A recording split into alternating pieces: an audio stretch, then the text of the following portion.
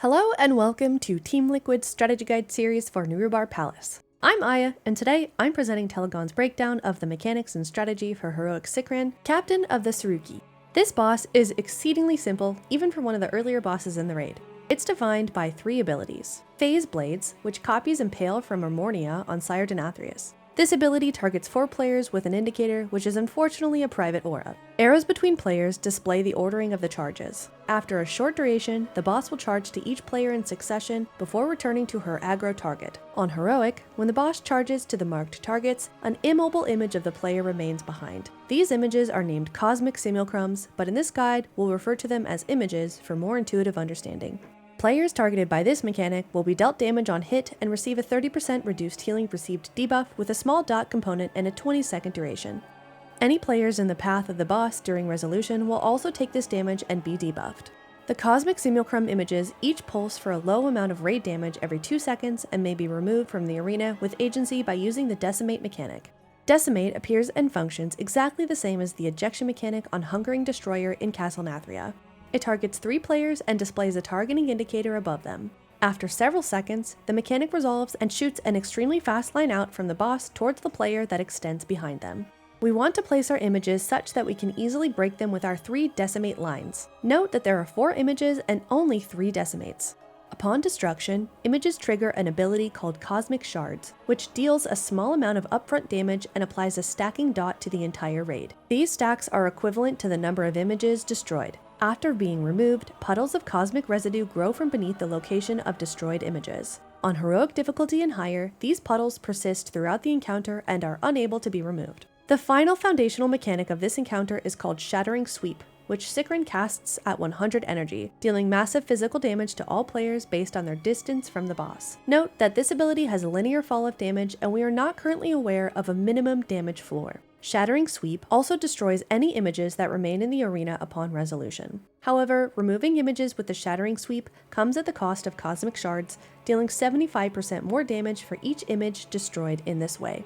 For tanks, we have an interesting swap where the boss will use Captain's Flourish and cast Expose twice, and then Phase Lunge. Tanks will want to swap for Phase Lunge such that the active tank at the beginning of Captain's Flourish takes both Expose casts, while the inactive tank taunts off for Phase Lunge. The reason for this is that Expose applies a 200% stacking physical damage amp, and Phase Lunge has a significant physical damage component. In the ordering we've outlined, the off tank takes Phase Lunge and keeps the boss with no physical vulnerability. Note that you may taunt during the Phase Lunge cast.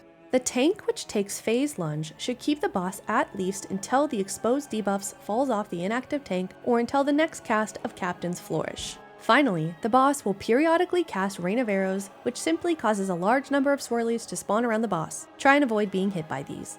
In terms of strategy, it's not exactly clear what will be entirely optimal for the heroic encounter, but we'll provide an outline as well as some logical conventions you may want to follow. We want to minimize the amount of play space consumed by cosmic residue while making it easy for players with Decimate to destroy images. Since Phase Blade targeting is obscured to computational solutions on all difficulties, we'll want to define a convention where the 4 players targeted can easily identify where they should position themselves to prevent being hit by the boss charging towards other targeted players. By using 4 markers in a rectangle and placing the boss to the side of either of the long edges, we can prevent ordering-based charge mishaps. To break this formation of images with Decimate, we will want to move the boss such that we can use 1 Decimate line to break 2 images on the short edge of our rectangle.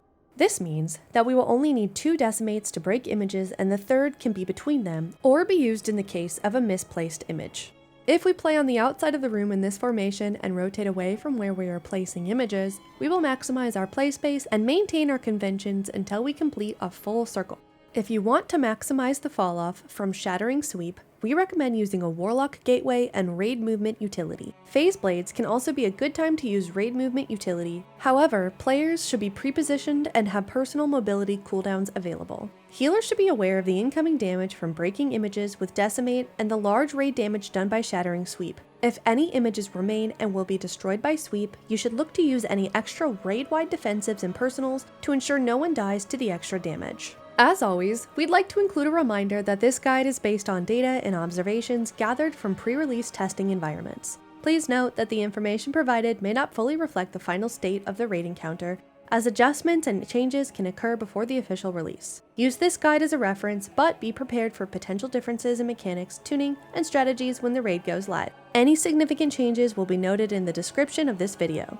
And with that, we very much hope you found this guide useful. Please feel free to leave feedback or commentary below, and make sure to keep your eye on this channel as more guides will be coming out soon. Thanks so much for tuning in. We'll catch you in the next one.